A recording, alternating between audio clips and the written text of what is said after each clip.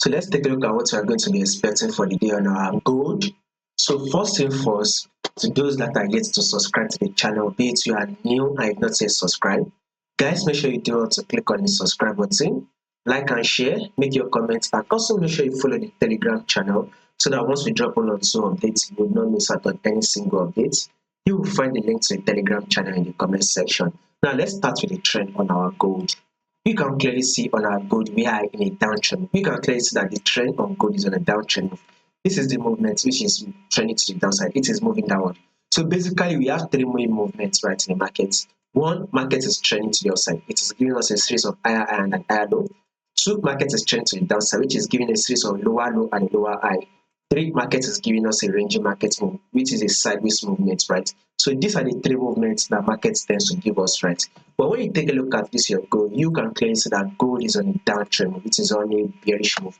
Gold is clearly trending to the downside. Now let's see this way, guys. This is your low and this is your lower high, right? Market was able to drop again to form a new lower low, and this is the lower high. Market then was able to drop again to form a new lower low. Here comes the lower high, right? Market then eventually drop again to form a new lower low. This is the lower high, right? Market eventually drop again to form a new lower low, and here comes the lower high, right? Which you can see as your equal lower high by me.